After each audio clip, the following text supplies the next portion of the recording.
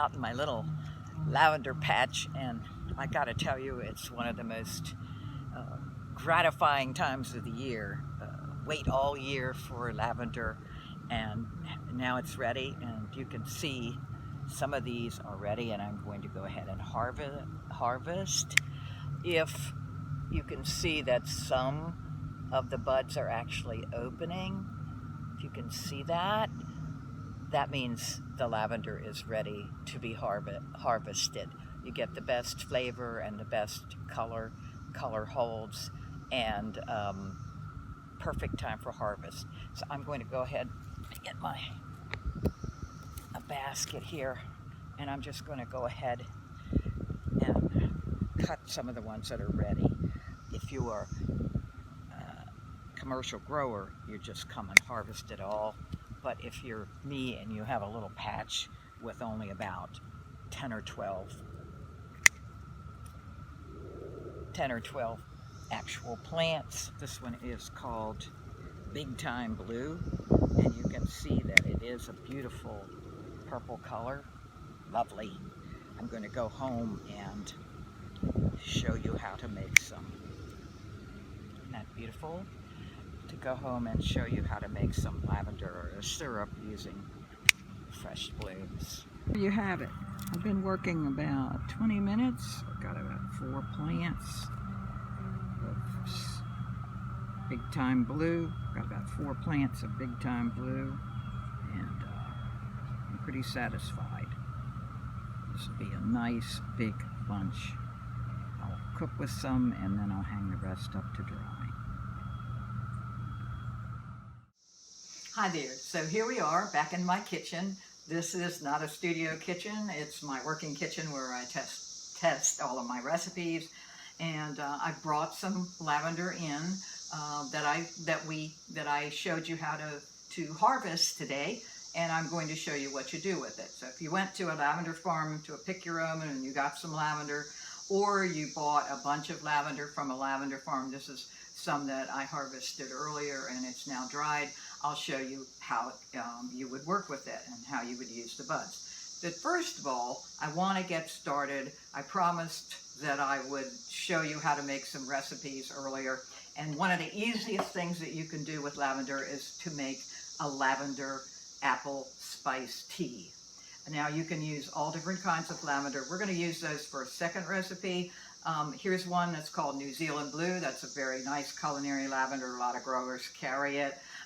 This one is called Buena Vista. That's another one of my favorites. I really like that. So, but today we'll try this one. And let me just move these out of the way. As you can see, the great thing is you can see that lavender comes in all different kinds of colors. There are various blues and purples, and this is actually, when it's fresh, it's pink, and it's called Melissa, and it's a really nice culinary lavender. So that's a possibility too. The color doesn't necessarily mean that it's not going to be a good culinary lavender. Pink, pale, very pale to very bright will work. So I'm going to set this aside for the moment, and then we're going to go ahead and start this apple spice tea. Nothing could be easier. If it's a brisk day and you've been out harvesting the lavender, this is a great thing to make. I'm going to add a little more because I like it strong. If you're a beginner, you might want to start with it not so strong. Cup of water in here, cup of apple juice. Pretty simple. The only other thing you're going to need, which you can buy, is a chai tea bag. I'm using decaffeinated because I prefer that, but you can use the full Monty if you wish. And I'm going to make this pot of tea, 2 cups, in the microwave. So we're just going to let that steep, stir this up just a little, steep, while I'm going to be showing you how do you know whether it's a culinary lavender, how do you know exactly how to use it. I'll show you those details, but I want to get this started. Just going to steep this in the microwave, and you probably will have to guesstimate with your own microwave. This will take about 3 minutes of steeping, then I'll check, maybe another minute. So that's 3 minutes, and I'll check it in a bit. But let me show you how if you have harvested fresh lavender, here's what you do with it.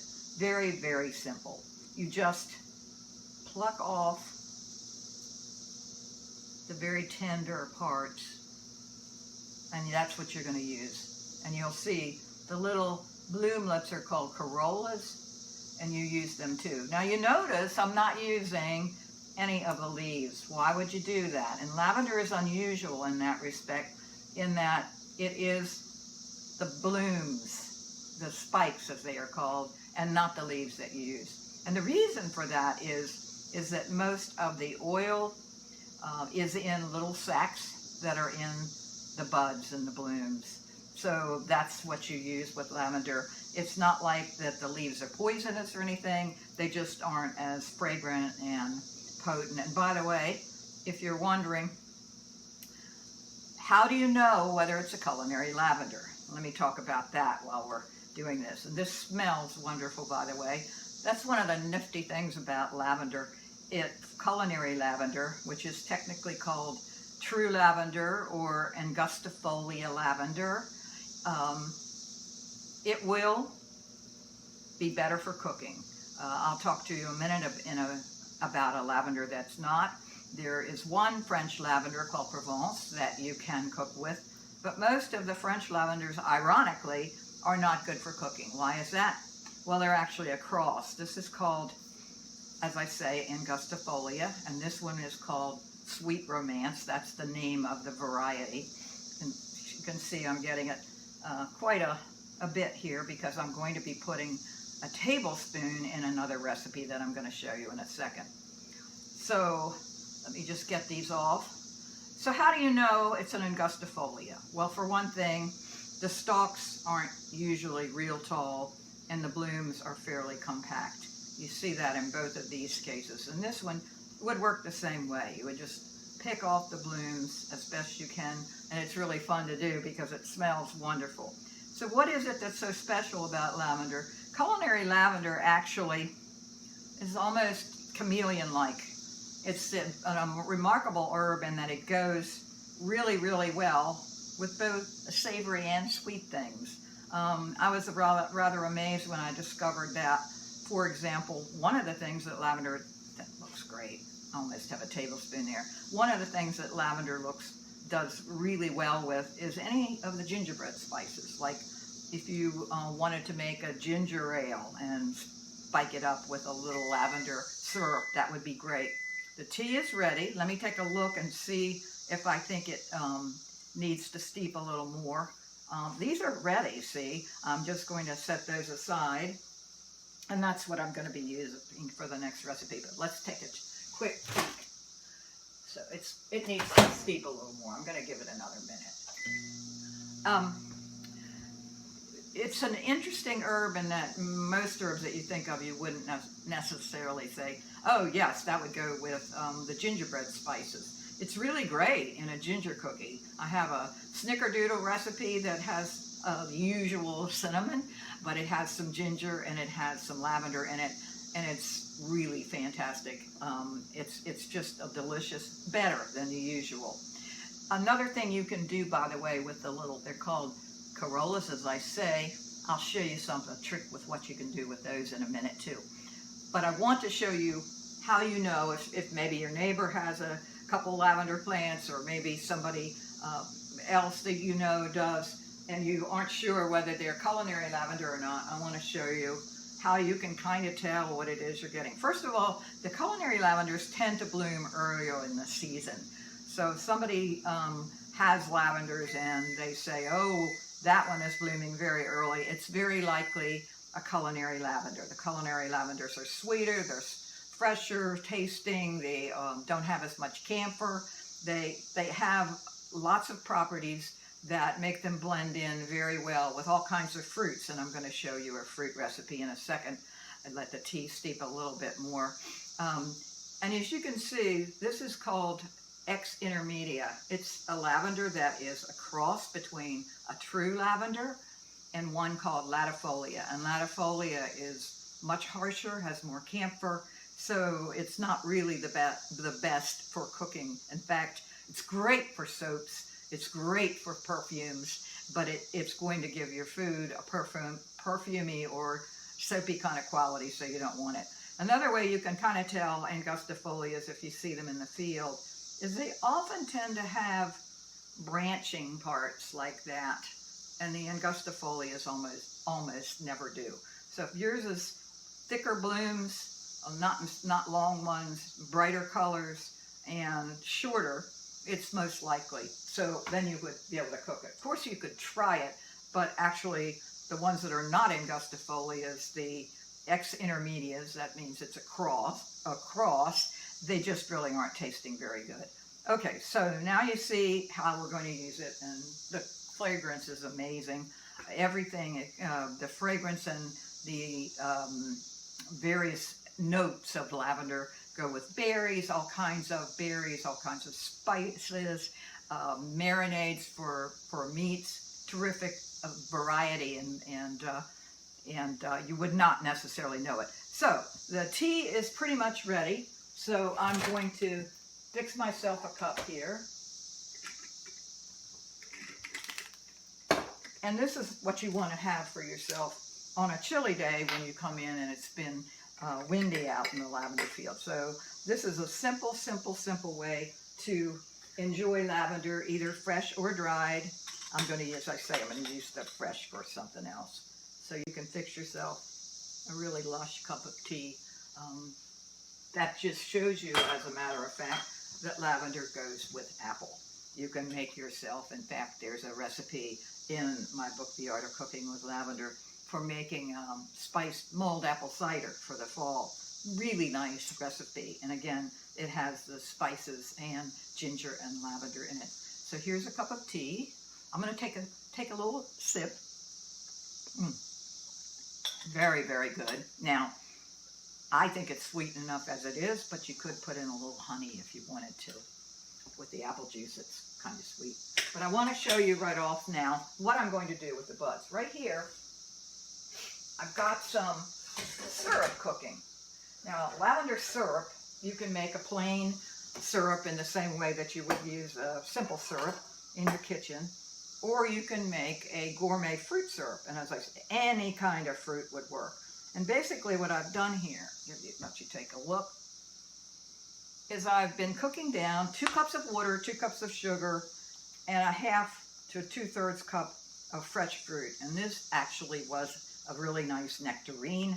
I left the skins on the nectarines because they add both flavor and color. So I'm just going to add in, and then we're going to steep. It's about a tablespoon of lavender. If you're using fresh, you want to use a full, a generous tablespoon because they fluff up more, and the dry tends to compact a little bit. So a little more. In many herbs, because you are using the leaves, which compact when they dry, you want to use a lot more of the fresh than dried. But with lavender, it's really not as much more. A little more fresh. This smells wonderful. Then the last thing I'm going to do to bring up the flavor, I have a tablespoon, there it is, of lemon juice. And this is going to steep. Now you notice I did not cook the lavender and I did not cook the lemon juice. This is already cooked. Now it's just going to steep. So while I'm showing you one last little trick, this is going to steep. And then I will show you some syrup that's already made up. Frankly, this is not ready. The steeping will take long and slow. You don't want harsh heat ever for lavender. So it's going to steep for a while. Already, though, it's starting to change a little color. The purple lavenders will lend a little color to your syrup. And in fact, let me show you another syrup that we're going to go ahead and show you the finished result. Let's say you came in from a very hot day out in the lavender fields. There's something simple, quick, and very refreshing you can make with that. Just take any kind of sparkling water that you like.